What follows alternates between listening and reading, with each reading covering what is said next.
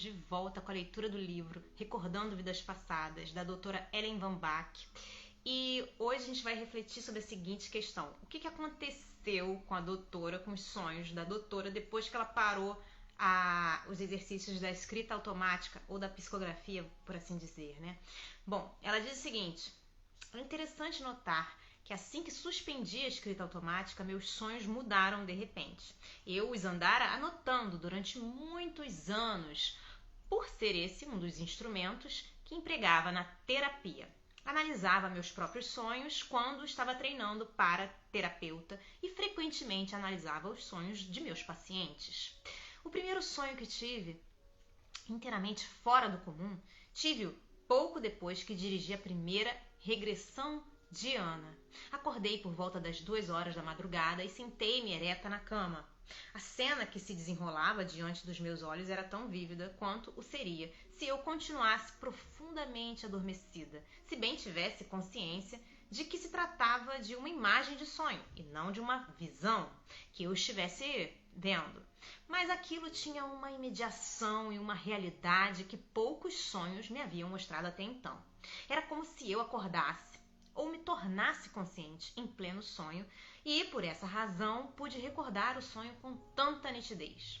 Vi-me envolta num manto escuro e grosseiro com um capuz. A parte inferior do capuz estava puxada sobre o nariz e a boca, porque eu estava numa região de muita areia e muito vento. Eu supervisava o carregamento de umas caixas de forma estranha, que eram colocadas sobre a superfície plana de uma carroça com rodas pesadas de madeira. As caixas oblongas tinham as tampas arredondadas, puxavam a carroça dos boizinhos chifrudos. Enquanto eu me achava ali, verificando as caixas à medida que se colocavam na carroça, percebi que era muito importante tirá-las do lugar em que costumavam ficar e guardá-las, porque algum perigo ameaçava o local em que eu normalmente lidava com o seu conteúdo.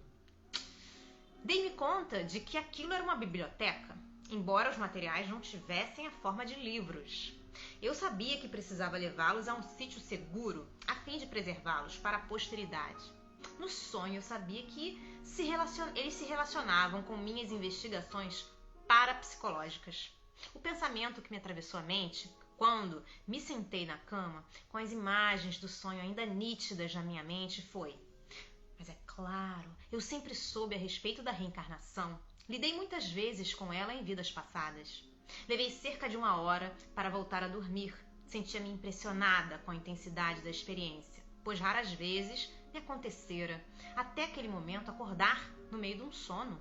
A verdade é que eu nunca tivera um sonho assim de convicção, sentido de convicção, de clara percepção de que o sonho encerrava uma mensagem. Em sua grande maioria, meus sonhos baralhados e desorganizados giravam em torno de atividades cotidianas.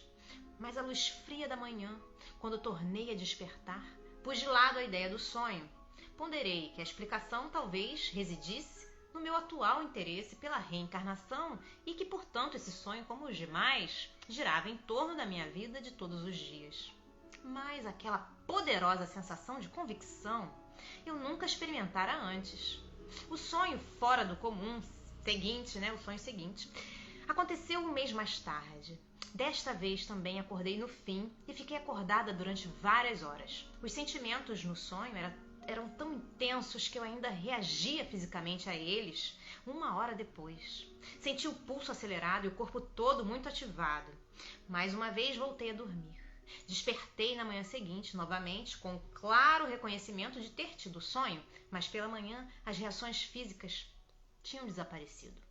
No próprio sonho me encontrei em pé no que parecia ser uma prateleira, mas estranhamente não parecia ter corpo, como tampouco pareciam tê-los as outras 2 pessoas que estavam comigo e que se dirigiam professores. Eles falaram que eram professores.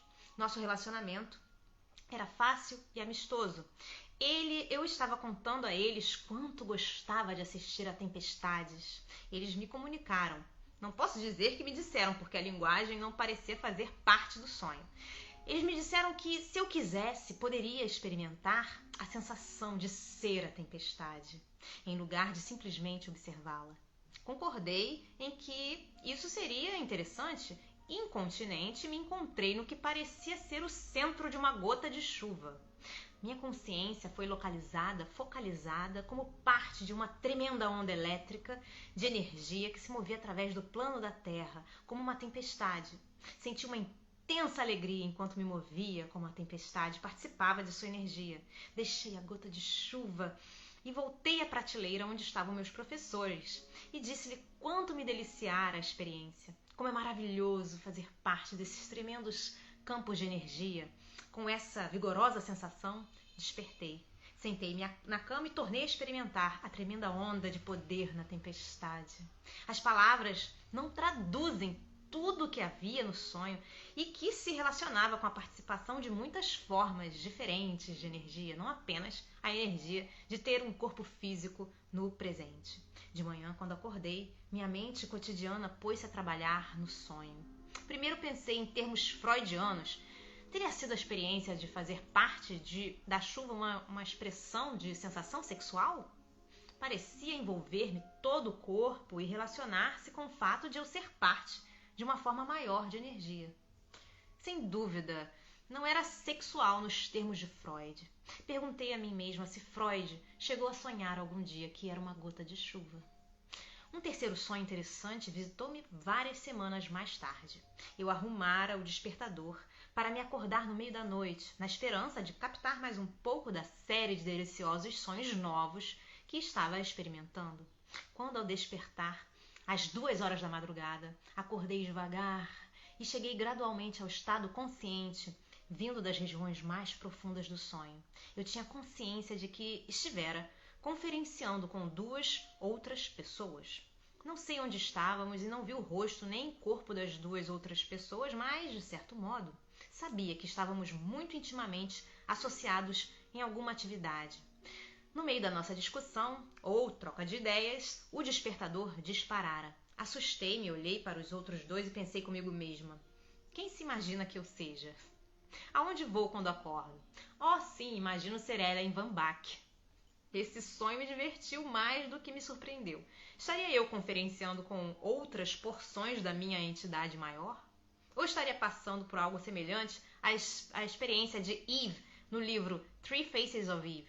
Sentiria-me desorientada apenas por uma fração de segundo e irritada por haver sido interrompida durante uma importante sessão de planejamento.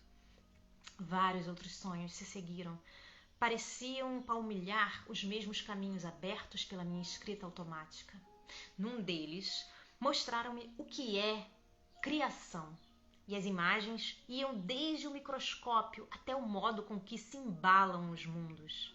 Dir-se-ia uma lição que fosse do microcosmo ao macrocosmo, e eu pudesse ver e compreender ambas as ordens. Esse sonho, contudo, trazia escasso conteúdo emocional. O sonho final da série foi o mais notável. Agora, pela minha descrição, ele parece muito suave e é difícil compreender que um sonho assim tivesse efeito tão duradouro. Antes de ir para a cama, eu estivera pensando nos problemas de uma adolescente emocionalmente perturbada com a qual vinha trabalhando. Ela se metera em sérias dificuldades e surpreendi-me sentada à minha mesa, escrevendo-lhe uma carta. Era diferente da escrita automática ou da psicografia.